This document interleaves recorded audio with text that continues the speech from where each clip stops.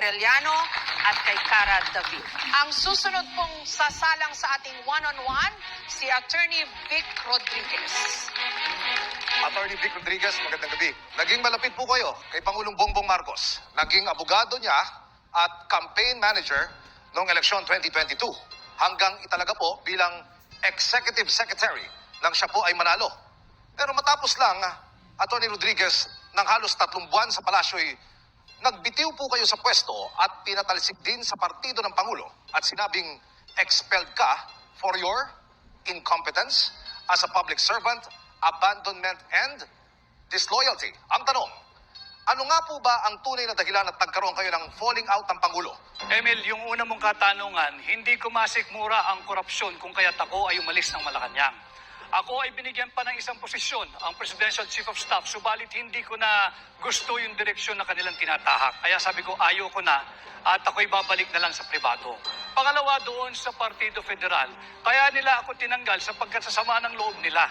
Gusto nila, hinihingi nila sa akin, nung ako'y Executive Secretary, na gawin ko silang chairman ng COMELEC, gawin ko silang chairman ng PAGCOR, gawin ko silang chairman ng PCSO, at gawin ko silang chairman ng Civil Service Commission. Hindi sila kwalipikado at alam ko ang nais lamang nila ay magnakaw kaya hinindian ko yan, kanya sila nagalit sa akin. Attorney Rodriguez, meron pa ho kayong 18 segundos. Meron pa ho kayong karagdagang tanong. Dumalo po kayo sa ilang pro-Duterte rallies. Binabatikos mo ang kasalukuyang administrasyon at sinabing lumala ang katiwalian sa ilalim ng kasalukuyang administrasyon. Paano niyo po mapatutunayan ang mga mabibigat na paratang na ito, Attorney Sir? Pag-usapan natin, Emil, yung blanco na 100 bilyong pisong Bicameral Conference Committee report na siyang naging pundasyon ng GAA. Ito ay blanco. This is criminal. This is violation of Article 170 of the Revised Penal Code. Falsification of legislative document. Attorney Rodriguez, ano ho naman ang maisasagot nyo dun sa mga nagsasabi na baka kayo tumatakbo ay dahil gusto nyo lang pong resbakan o pag-revenge yung inyong pagkakatanggal sa inner circle ni Pangulong Marcos? Jessica, kaya ko tinanggap ang hamon na pamunuan ng tunay at maisog na oposisyon para labanan ang korupsyon. I have just mentioned kay Emil yung kalokohan dito sa 2025 budget. Ito'y punong-puno ng blanco, nakita ko ito, prinisinta namin ito, at ito ang aking lalabanan sa Senado, ang korupsyon. Pero as of today, may 3 na ho yatang nagsabi na wala naman daw pong blanco. Walang blanco, Jessica, ang GAA. Ang pinapakita namin blanco ay yung Bicameral Conference Committee, yung enrolled bill na naging GAB, yung General Appropriations Bill. Maraming salamat po, Attorney Rodriguez, at kay Emil Sumangil. Ang sunod namang tatanungin ay si dating Party List Representative Teddy Casino. Former Congressman Casino, noon pong 2020, sumalang po kayo sa isang Senate hearing at natanong po kayo doon kung dapat ba na ituring na kaaway ng gobyerno yung mga miyembro ng mga militanteng grupo na dating umanib sa NPA. Ang naging sagot po ninyo dito, sabi nyo dapat patuloy ang pagkikipagdialogo sa mga miyembro ng CPP-NPA at hindi sila dapat tignan bilang mga kalaban. At sabi po ng isang AFP official noon, you had one good chance to draw a line between your party list and the communists and you missed it. Dahil matagal na pong iniugnay po kayo at ang inyong grupo sa CPP-NPA at sinasabi po ninyo na hindi naman po kayo terorista. Ang tanong ko po, bakit hindi nyo na lang po diretsahang kundinahin ang CPP-NPA? Alam nyo po, yung mga kasapi ng CPP-NPA ay mga kapwa Pilipino tayo. Mga kapwa Pilipino katulad natin. Naghahangad din ng kabutihan ng ating bayan. Maaaring hindi tayo sang-ayon sa paraan ng kanilang pakikipaglaban. Pero kung issue at issue ang pag-uusapan, kung ugat, kung bakit sila lumalaban ng pag-uusapan, tingin ko we have more in common than we have differences. Kaya para ho sa akin, dapat hindi sila tratuhing terorista, dapat hindi sila tratuhing kaaway. Dapat magkaroon ng engagement sa kanila at yung peace talks ay isang paraan para mapag-usapan.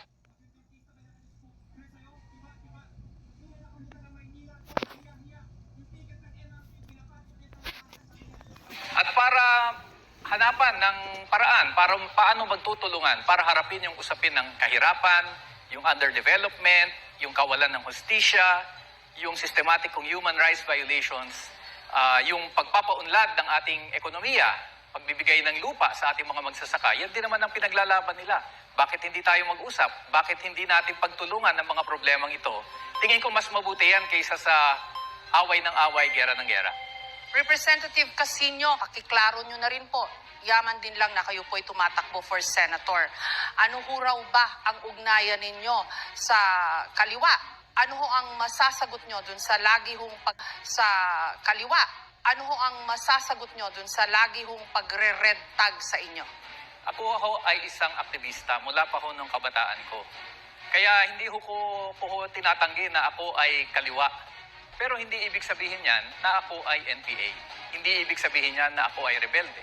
Hindi ibig sabihin yan na nakikibaka ako para ibagsak ang gobyerno. Magkaiba ho yun. At tingin ko importante sa ating lipunan, lalo na sa Senado, na merong boses na kaliwa, na merong boses para sa pagbabago, na merong boses para sa masang Pilipino. Yan po ang ginampanan ko sa Kongreso, yan din ang gagawin sa Senado. Maraming salamat, Congressman Casino at kay Pia Arcangel. Tatanungin naman ngayon si Representative Franz Castro. Congresswoman Castro, sa isang interview noong November 2023, may sinabi po si dating Pangulong Rodrigo Duterte tungkol sa inyo, and I quote, si Franz Party List yan, Alliance of Concerned Teachers. They are the left who are the members of the Communist Party of the Philippines. Mga rebel yan gusto nilang sirain ang Pilipinas. End of quote. Sa mga nagdaang taon, maging ang AFP ay nagsabing kasama kayo sa tinatawag na Active Reds. Paulit-ulit yun ang itinanggi ang mga aligasyon na ito.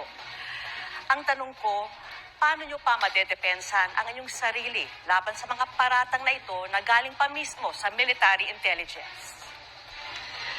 Ako, inaamin ko, mula nung estudyante ako, ay aktivista rin ako, katulad ni Congressman Teddy Casino. Pinaglalaban natin ang tunay na pagbabago sa edukasyon, sa sistema ng edukasyon, at sa sistema ng ating pamahalaan. Kaya yung sinasabing left, ay inaamin ko yan. Pero hindi as member ng CPP, NPA, or whatever. So parati na lang yan, na kung ikaw ay nagsasalita ng against sa posisyon ng gobyerno, ay tinuturing kang red o tinuturing kang kaliwa. So parang nakasanayan ko na rin yan. Kaya patuloy rin yung ating ginagawa, lalong-lalo na doon sa pagsasabatas, noong mga kailangan ng ating mga guro, sa education sector at sa mga issue rin ng ating mga mamamayan. Kaya yung issue ng mga red tagging na yan ay kumbaga ay kinasanayan ko na yan at ako ay proud left. Paano nyo ho kukumbinsihin, Representative Castro, ang publiko na kayo ay karapat-dapat na mapunta sa Senado sa kabila po ng hatol sa inyo ng isang korte? Well, nakikita naman po yung track record ni Teacher Franz Castro sa Kongreso. Nakita natin doon yung ating paglaban sa korupsyon, paglaban po natin doon sa maling paggamit ng confidential funds. At ito po yung dadalhin natin sa Senado para labanan din po yung maling paggamit o yung korupsyon sa gobyerno. At syempre yung aking track record bilang kongresista. So yun po yung aking ipagmamalaki sa Senado. Maraming salamat, Representative Castro at kay Vicky Morales. Ang susunod pong sasalang si Senator Bato de la Rosa. Senator Bato, may mga source na nagsabing nag-request ang International Criminal Court o ICC na makausap ang 5 opisyal ng Pilipinas, kabilang kayo, na tumayong Chief of Police nung ipatupad ang drug war. Ang rekomendasyon naman ng Quadcom ng Kamara, kasuhan kayo at 7 iba pa ng crimes against humanity kaugnay pa rin ng gera kontra droga. Ang tanong ko po, ano po ang inyong reaksyon sa mga natuklasan umano ng Quadcom at sa rekomendasyon na kasuhan po kayo? Halata, Vicky, na ang Quadcom ay binuo ng Speaker of the House para gamitin na panggiba, pangdimulis ng mga Duterte at mga kaalyado. At kaya ngayon, yung 4 na komite na yan pinagrupo-grupo na, inisa nila, walang ibang direksyon yan, kundi tirahin ang mga Duterte at kaalyado. So, ito'y pamumulitika, halatang pamumulitika. Matagal lang bumaba si Pangulong Duterte, 3 years ago, hanggang ngayon, wala pang kaso na na-file ang DOJ laban sa amin. So, halata po na demolition job ito. This is not investigation in aid of legislation. In fact, this is an investigation in aid of persecution. Investigation in aid of demolition. Sinabi po na sakaling ipaaresto kayo ng ICC ay dudulog po kayo sa Korte Suprema. Correct. Susunod pa po kayo kahit na pabor o kontra ang maging desisyon. Kung magiging pabor o kontra whatever, basta ang nagbigay ng desisyon ay ating korte, hindi korte ng banyaga. Kung desisyonan ng korte ang aming kaso laban sa akin, susunod po ako. Pero Senator Bato, yung pong ICC ay marami na hong naimbestigahan yan throughout history na mga kaso ng war crimes, genocide. Kayo ho, namuno po kayo ng PNP natin. Kayo po ang at one point the primary or the top enforcer of the law sa ating bansa. Hindi ho ba ang pagpresenta ninyo ng inyong posisyon sa ICC naaayon lang dapat dun sa inyong dating tungkulin na to enforce the law? Parang No. may kontra ho doon No. No. Bakit? Because ICC has no jurisdiction over the Philippines. Very clear. Article 127 ng Rome Statute. Sinasabi doon, hindi maabsuelto ang Pilipinas sa mga pangyayari na sakop doon sa panahon na tayo ay miyembro. But, itong mga investigasyon na ito ay dapat nag-commence before nag-effect yung ating withdrawal. Ang nangyari ngayon, ang investigasyon nila mag-start after the withdrawal. So, walang jurisdiction. Kahit saan tayo mag-abot. Don't you want a chance to explain yourself before the tribunal? No, because I don't recognize their jurisdiction over us. They have no jurisdiction. Maraming salamat, Senator De La Rosa Thank you. at kay Vicky Morales. Narito naman ang tanong para kay Congressman Eric Martinez. Magandang gabi po, Congressman. Sir, welcome po. Ito ang lumitaw sa pagsasaliksik ng aming GMA News Research. Noong taong 2004, tumakbo po kayo sa ilalim ng Lakas CND bilang konsehal ng siyudad ng Valenzuela at 2007 naman bilang Vice Mayor. Noong 2010, lumipat po kayo sa Partido Liberal para tumakbo muli bilang Vice Alcalde. At noong taong 2016, lumipat ka sa PDP Laban para tumakbo po naman bilang House Representative. Ngayong eleksyon, tumatakbo po kayong independyente bilang senador. Ang tanong, paano niyo sasagutin ang mga nagsasabing isa po kayong political butterfly, Congressman Martinez, sir? Salamat sa katanungan, Emil. Yung 2001 hanggang 2010, hindi ako lumipat. Yung pagkakataon na yon, local politics came into play, pinalitan kami, ibang partido ang kinuha nila bilang opisyal nilang kandidato locally. Wala kaming magawa, lumipat ako sa liberal. Paglipat ko ng liberal, ako'y naging vice mayor, naging party chairman ng partido. At pagkatapos ng ilang panahon, pagdating ng 2015, hindi ako umalis. Pinalitan uli ako. Local politics came into play. May kandidatong congressman, yun ang mas pinili nila siguro dahil ako'y vice mayor nung panahon na yon. 2016, tatatlo lang ang PDP laban nun. Ang Pangulong Duterte ay tumatakbo nun. Pinili kong tumakbo sa PDP laban. At hanggang matapos itong termino ko bilang congressman, tatlo lang kami noon, noong 2016. Tumatakbo akong independent ngayon. Tumakbo tayo under the banner of Unity Team. Naniwala tayo ron. At being independent.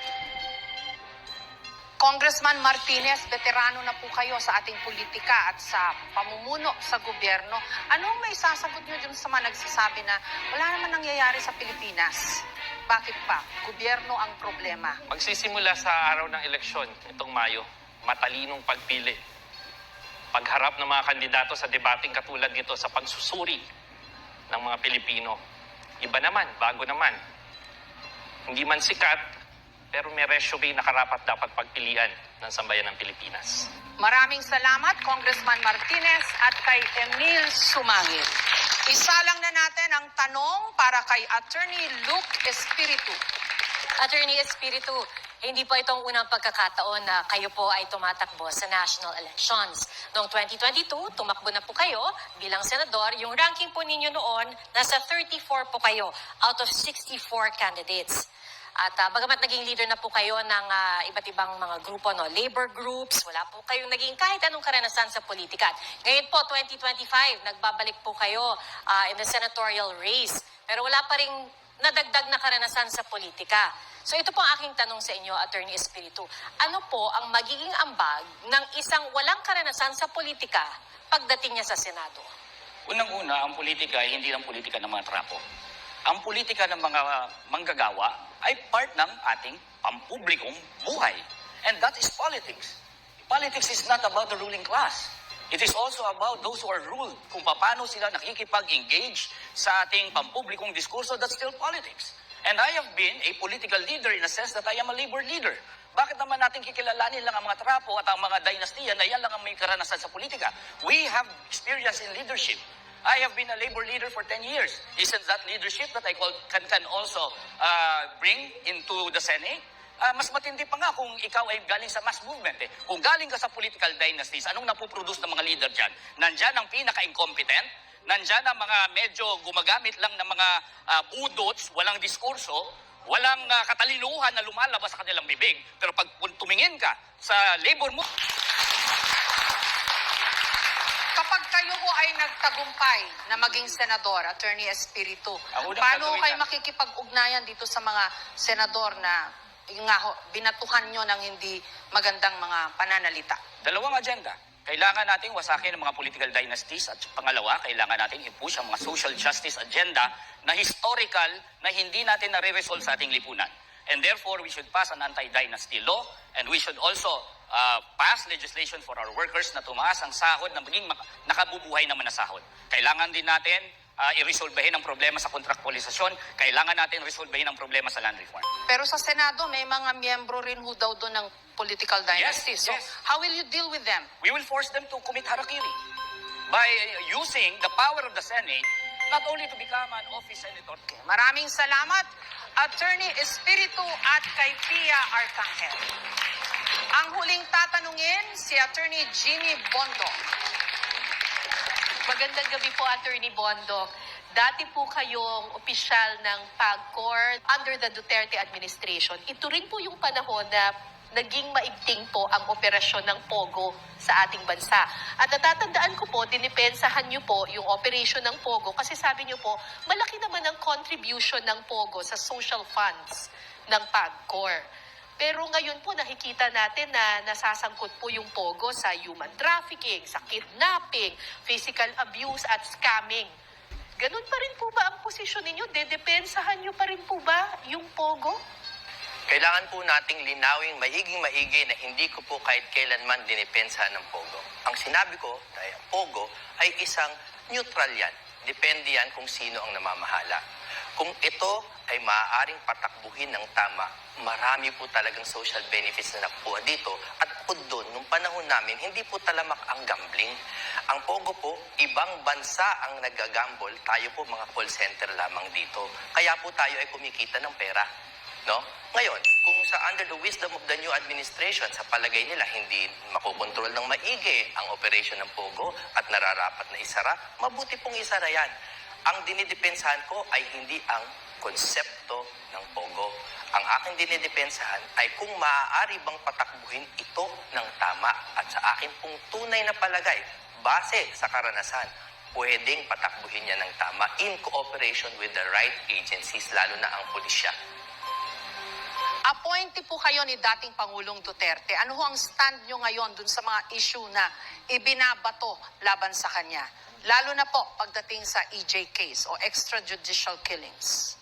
Kailangan po ng malinaw na disclaimer. Ako po ay tumatakbo sa ilalim ng PDP laban at personal ko pong kaibigan si Pangulong Duterte. Sa kabila po ng lahat ng yan, ako po ay naniniwala. Una, kung sa ICC, no jurisdiction. Tapos ang usapan. Pagdating po sa lokal na korte, bahala po sila. That is the proper forum kung gusto nilang kasuhan. Morally, I don't think we should do that to all our leaders na lagi na lang kinakasuhan ng dating presidente. Kung kasuhan man siya, kaya naman niyang depensahan ng sarili niya dahil I believe that he has worked for the good of the Filipino people. Maraming salamat, Attorney Bonto at kay Cara David. At yan po ang mga tanong ng ating panel. Maraming salamat kina Cara David, Emil Sumangil, Pia Arcangel, at Vicky Morales. Sunod namang magtatanong ang ilan sa ating studio audience. Ganito po ang takbo ng ating Town Hall Round. Sasagot ang mga senatorial aspirants sa mga tanong ng bayan. Bawat grupo tatanungin ng isang guest tungkol sa ilang issue o mga problemang kinakaharap ng ating bayan. Bawat aspirant may 30 seconds para sagutin ang katanungan. Matapos sumagot ng unang aspirant, bibigyan ng 15 seconds ang kapwa aspirant para magtanong o magbigay ng reaksyon, round robin style. May 30 seconds ulit para sumagot ang tinanong. Kung walang nais magtanong, maaaring mag-follow-up question ang moderator. Sa huling 5 segundo, maririnig ang tunog na ito. Kapag ubos na ang oras, isang buzzer ang tutunog. At otomatikong mamamatay ang mikropono ng nagsasalita. Ang mga aspirant haharap na sa Tanong ng Bayan. Sa round na ito, nagbunutan ang mga kandidato ng kanilang grupo sa pagsagot sa mga tanong. Ang una pong tatanggap ng Tanong ng Bayan, sina Attorney Luke Espiritu at Attorney Vic Rodriguez. Ayon po sa pag-aaral ng Ateneo School of Government, may kaugnayan ang kahirapan at katiwalian sa mga lugar na kontrolado ng political dynasties. At para mas ipaliwanag ang isyong ito, makakasama natin mismo ang Dean ng Ateneo School of Government na si Dean Philip Arnold Tuanyo. Magandang gabi, Jessica. Maraming salamat sa pagkakataong ito. Ayon nga sa aming pag-aaral, ang mga political dynasties sa ating bansa, mas hawak nilang kontrol ng politika sa kanilang probinsya o kaya munisipyo, mas hindi na papagkatiyan ng pondo ng pamahalaan ang iba't ibang mamamayan sa probinsyang ito, at mas lalong nagkakaroon ng kahirapan o underdevelopment sa lugar na yon. Kaya ang gustong kong tanungin sa ating mga kandidato, susuportahan ba ninyo ang isang batas na ating mapapasa para sa isang anti-dynasty law na matagal ang sinusulong ng ating saligang batas? Hindi lang sa susuportahan yan ang pinakauna na piece of legislation na dapat nating ipasa because it is a matter of national survival. Ang ating mga governor, 70 out of 80 governors are already part of the political clans, not to mention yung mga congressman natin at pati ang mga party list natin ay hawak na ng political dynasties. At sa dynasties na yan, dyan nagiging source ng corruption, electoral fraud, patayan doon sa mga local areas. We must pass an anti-dynasty law, and I will use my position as a labor leader, a mass movement leader, in order to mobilize the masses to also support that legislation. Maraming salamat at good evening also to Dean Tuanyo. Kinakailangan tayo magkaroon ng basic agreement. What constitutes political dynasty? Kinakailangan muna natin ma-define kung ano ang political dynasty because there are good and bad political dynasty. But I am all for defining and legislating a law prohibiting political dynasty. Ano po naman ang tugon nyo, Attorney Rodriguez, sa issue po ng political dynasties? You have 30 seconds now. Sangayon ako doon na isabatas na natin, subalit yun nga, we have to come into a basic agreement. What constitutes political dynasty? We have to define first what is political dynasty. And bilang isang maisog at tunay na oposisyon, aking isinusulong na maamindahan yung plunder law. Ibaba natin yung threshold nito from 50 to 1 million. At pag naibalik ko yan bilang senador ninyo, aking papanukalang pagbabalik ng death penalty para hindi na ipamana ng mga pamilya yung kanilang mga pwesto sa kanilang mga anak. Hindi ako agree sa death penalty. Imagine mo, ibababa mo sa 5 million. Tapos i-death penalty mo. Sino madi-death penalty niyan? Hindi si mayor, hindi si congressman, hindi ang mga dynasty, kundi yung simpleng bagman na may 5 million na share. Mga may hirap lang ang magsasuffer sa death penalty. Maraming salamat kay Attorney Espiritu at kay Attorney Rodriguez. Sunod na sasalang sa ating town hall round, sina Senator Bato de la Rosa, dating commissioner ng COA na si Commissioner Heidi Mendoza at si Ginoong Danilo Ramos. Inflation po ang top national concern ng mga Pilipino base sa pinakahuling survey ng Okta Research. Magtatanong kaugnay dyan si Assistant Professor ng University of the Philippines School of Economics Professor JC Punong Bayan. Magandang gabi sa inyong lahat. Noong January 2023, umabot sa 8.7% ang inflation, pinakamataas sa loob ng 14 na taon. Ano ang pagkakaintindi ninyo sa mga naging sanhi ng biglang pag-arangkada ng mga presyo sa mga nakalipas na taon?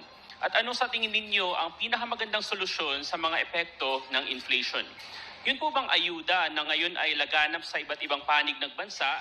Ito ba ay sustainable or hindi sustainable na solusyon sa inflation? Una pong sasagot si Senator De La Rosa. Meron po kayong 30 seconds. Ang aking nakikitang solusyon dyan sa inflation ay palakasin natin ang ating production sa sektor ng agrikultura para makamit natin ang food security kung saan bababa ang presyo ng pangunahing bilihin. Higpitan rin natin yung ating palakasin natin ang crackdown against mga smugglers at hoarders na nagmamanipula sa presyo sa merkado. At yung pagbibigay po ng AKAP ay nakakatulong yan sa... Commissioner Mendoza, you have 15 seconds to react po sa sinabi ni Senator De La Rosa.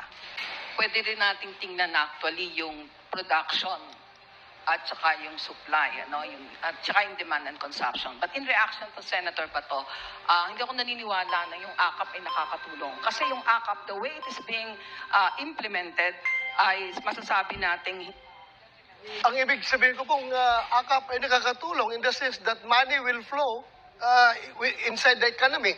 Kaya kung may pera, may yung purchasing power ng isang Pilipino ay tataas po yung kanyang purchasing power. So, hindi po siya mahirapan. Kaya, yun po. Pero kung sabihin natin na pang matagalang solusyon, hindi po yan ang solusyon. Kaya, immediate solution lang po. Sunod po namang sasagot sa tanong ni Professor Punong Bayan on inflation, si Commissioner Mendoza. tingnan po natin yung production. Nabibigyan po ba natin ng tamang support ang ating mga farmers? Meron po ba silang access sa mababang credit? What about the farm inputs? Kumusta po yung farm infrastructure? Ang ating mga kalsada, bako-bako, hirap-hirap, ang mahal ng transportation. At tingnan po natin yung mga economic players, ang mga traders, ang mga producers, pati po yung mga nagho-hoard, at yung katiwalian din po sa mga regulatory agencies. Mahalaga pong makita bakit may inflasyon.